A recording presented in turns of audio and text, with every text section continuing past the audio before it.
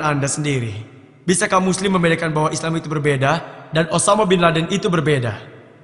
Dan pertanyaan kedua saya dari teman saya. Dia bertanya, melihat orang-orang yang cacat mental ataupun fisiknya, apakah sebenarnya ada maksud dari Tuhan? Apakah ada dosa? Dan apa yang membuat Tuhan menciptakan orang-orang cacat itu? Apakah tujuan Tuhan sebenarnya dengan menciptakan itu? Itu saja. Dan karena saya harus mengakhiri ini, saya ucapkan terima kasih pada Islamic Information Center dan juga Dr. Zakir Naik karena telah memberikan saya kesempatan ini. Terima kasih. Jadi ada dua pertanyaan yang harus saya jawab. Yang pertama berkenaan dengan Osama bin Laden. Dan pertanyaan yang kedua adalah mengapa Allah menciptakan orang-orang cacat di dunia. Pertanyaan pertama, mengapa Osama bin Laden dikaitkan dengan Islam padahal Islam itu berbeda? Osama bin Laden juga berbeda. Dan apa pandangan saya mengenai Osama bin Laden? Saya belum pernah bertemu dengannya. Dan saya juga tidak mengenal dia. Saat saya di Australia ada yang bertanya, memang beberapa bulan yang lalu saya ada di Perth, apakah saya menganggap Osama bin Laden seorang teroris? Saya juga menjawabnya demikian. Saya tidak mengenal dia.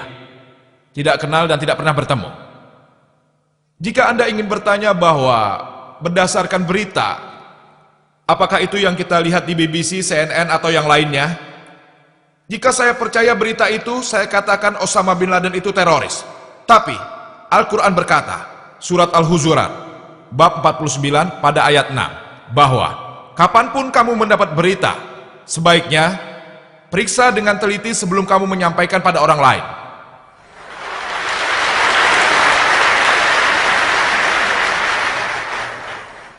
Kalau mengenai masalah Osama bin Laden, karena saya tidak bertemu dan tidak mengenalnya, saya tidak bisa menjawab berdasarkan laporan berita saja.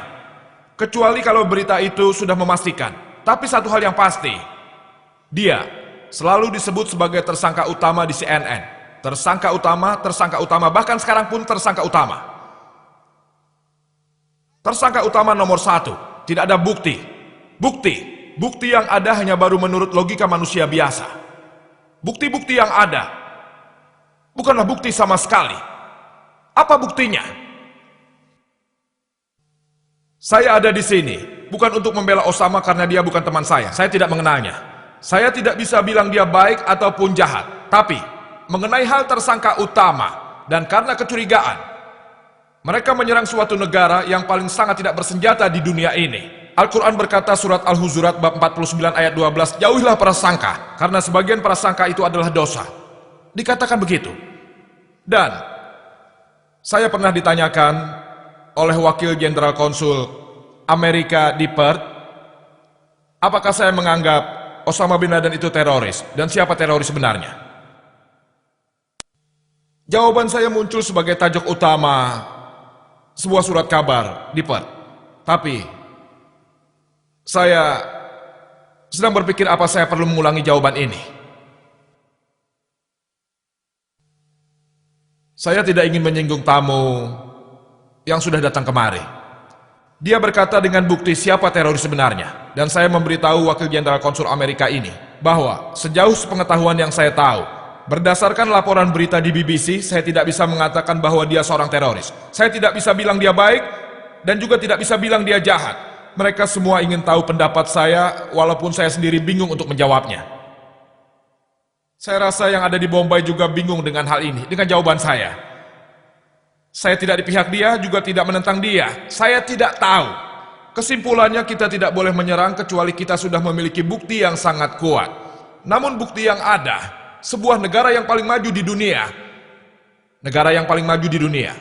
maaf saya membicarakan Amerika, yang menyerang negara yang sangat tidak berbahaya hanya berdasarkan hipotesa. Bayangkan, jika Anda pergi ke Amerika atau masuk ke internet, warga Amerika sendiri sebenarnya memiliki ratusan hipotesa lain mengenai siapa orang yang bertanggung jawab pada kejadian 11 September. Anda tahu? Masuk ke internet dan Anda akan temukan orang-orang Amerika, saya tidak akan bilang sumbernya, tapi jurnalis Amerika, ahli sejarah Amerika, mereka berhipotesa bahwa itu tidak mungkin dilakukan oleh Osama bin Laden.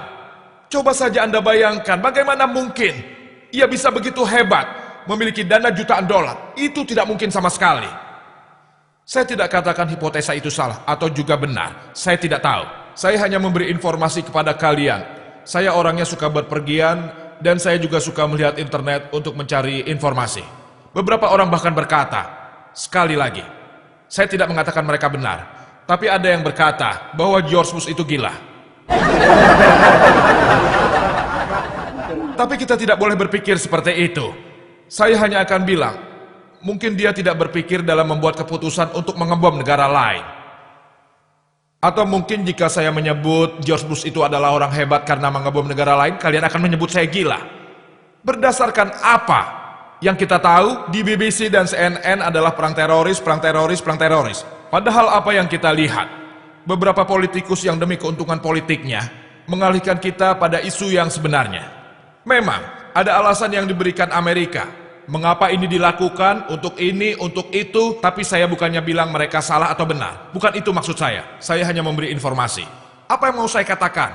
Bila sebuah negara yang begitu kuat menyerang negara yang tidak mampu, tentu ini akan menjadi tajuk utama. Maaf jika saya menyinggung. Saya bilang, sudah tentu. Karena ada buktinya. Jika seseorang menyerang negeri yang tidak berdosa, walaupun seandainya hipotesanya benar, Osama bin Laden yang bertanggung jawab, bagaimana mungkin kau bisa menyerang sebuah negeri, membunuh ribuan orang hanya untuk satu orang saja? Bagaimana mungkin?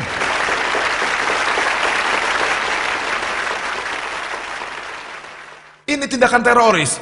Jadi menurut pendapat saya, jika berdasarkan berita yang dilaporkan CNN atau BBC, kita menyetujui tindakan George Bush untuk menyerang negara yang paling tidak mampu, menurut saya, teroris nomor 1 yang harus masuk di surat kabar adalah orang yang bernama George Bush.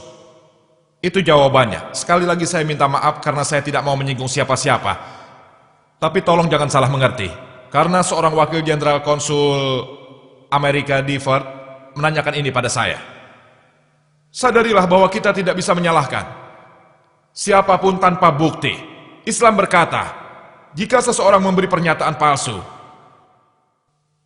dan jika dia diteliti lebih lanjut, dan terbukti berbohong, maka dia akan dihukum.